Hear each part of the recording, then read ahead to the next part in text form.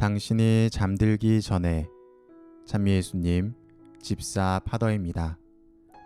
여러분은 드라마를 좋아하시나요? 드라마를 보면 현실을 반영하고 있지만 현실에서 일어날 수 없는 일들이 너무나 쉽게 일어나는 것을 볼 때가 있습니다. 그리고 그 일들은 대부분 주인공에게 일어납니다.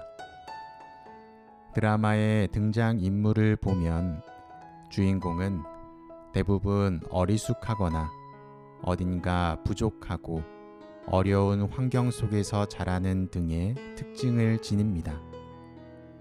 부족한 우리들의 모습을 투영하는 것일 수도 있고, 나보다 못한 사람의 인생 역전을 통해서 대리 만족을 얻게 하려는 의도가 녹아 있을 수도 있습니다. 이러한 주인공들의 모습을 바라보면 가진 능력은 부족하지만 선한 모습을 지니고 그 선함을 추구하다가 결과적으로 성공한 삶으로 종결되는 경우가 많이 있습니다. 우리는 그 주인공이라는 캐릭터에 감정이입을 하면서 그래, 잘됐다 하며 홀가분하게 드라마의 시청을 마치곤 합니다.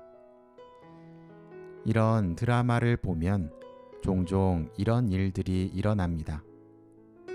가진 것 없는 주인공은 어느 때와 다름없이 지내다가 특별한 상황에 놓여지게 됩니다. 선한 일이지만 손해를 보는 일과 악한 일이지만 이득이 되는 일 사이에서 선택을 하는 것이죠. 그리고 이 주인공은 대부분 한결같이 선한 선택을 합니다. 거기서 인연이 되어 기인을 만나고 성공 가도를 걷게 되죠. 사회의 이치와는 맞지 않는 선택을 했지만 결국 선이 이긴다는 듯이 성공하는 모습을 보여주곤 합니다. 그리고 TV를 끄면서 우리는 이런 생각을 합니다. 이건 드라마니까 그렇지. 이러한 관점을 신앙으로 가져온다면 어떨까요? 한결같은 모습으로 선을 지키면서 살아간다는 것은 현실에서 불가능한 일일까요? 그리고 선을 지키면서 살아가는 것은 나에게 손해가 될까요? 오늘 복음을 통해서 저는 한결같은 모습은 빛을 발한다는 이야기를 하고 싶습니다. 복음에서 등장하는 헤로데는 얼마 전 세례자 요한을 죽였습니다. 그런데 예수님의 소문이 돌면서 그는 두려워합니다. 자신이 죽였던 요한이 살아났다고 생각했기 때문입니다. 이 감정은 자신의 선택을 후회하고 있다는 것이죠.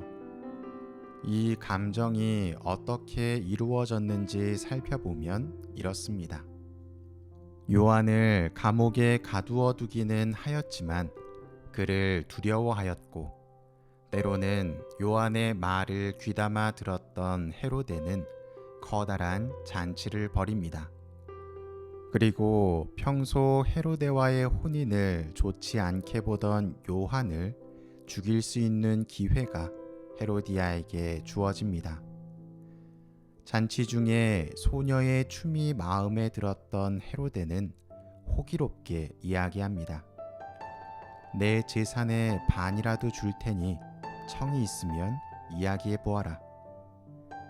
이 말 안에는 헤로데의 자만심과 아집이 녹아있는 표현이었습니다. 그리고 그는 자신이 뱉은 말이 있었기 때문에 헤로디아를 통해 전달된 소녀의 청을 거절하지 못합니다. 정치적인 이유로 요한을 두려워했든 인간적으로 존중했든 간에 헤로데는 자신의 권위 때문에 커다란 실수를 하게 됩니다. 이로 인해서 구약의 마지막 예언자라고 일컬어지는 세례자 요한이 죽게 됩니다. 제가 오늘 다루고 싶은 주제는 바로 한결같음입니다. 한결같이 선을 추구하며 살아야 한다는 것이죠. 여기서의 선을 사회적인 시각으로 바라보면 공정과 정의입니다. 그리고 공정과 정의는 곧 하느님의 속성입니다. 그래서 오늘 일독서에 나오는 히브리서는 이러한 가치에 대해서 이야기하고 있는 것입니다. 신앙 생활을 하면서 누구에게는 잘해주고 누구에게는 못해주는 것이 아니라 모든 이들에게 공정하게 정의를 실천하고 사랑을 나누는 모습을 보이는 것이 중요한 것입니다. 일독서인 히브리서에서는 이런 표현을 사용합니다. 손님 접대를 하다가 어떤 이들은 모르는 사이에 천사들을 접대하기도 하였습니다. 선의 중심에서 한결같은 모습을 보이는 것은 신앙 성숙에 커다란 도움이 됩니다.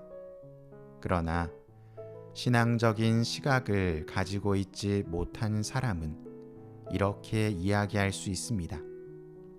살면서 어떻게 그렇게 지내? 그렇습니다.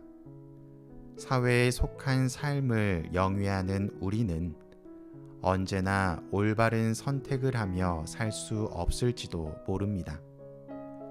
올바른 선택을 하면서 살다 보면 분명히 성장을 이루겠지만 현실은 어려운 법이죠. 그래서 우리가 생각해야 되는 부분은 한결같은 모습을 지니기 위한 위치 이동을 먼저 해야 된다는 것입니다. 선을 추구해야 되는 것은 알겠는데 선이 어디인지도 모른다면 무슨 의미가 있겠습니까? 여기서 이야기하는 선은 착한 것을 의미하는 것이 아니라 예수님의 시각을 뜻합니다. 예수님께서 바라보시는 곳이 어디인지를 알아야만 내가 어디에 머물러야 되는지 알게 됩니다. 그리고 움직일 수 있습니다. 그곳에 머물지 말지는 그 다음 문제인 것이죠.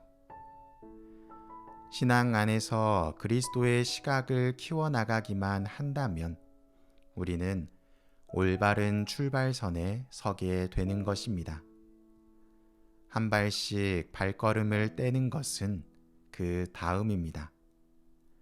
서두를 필요 없이 달리기 위한 준비를 합시다. 오늘도 고생 많으셨고 내일도 사랑 넘치는 하루 되시기 바랍니다. 당신이 잠들기 전에 집사 파더였습니다.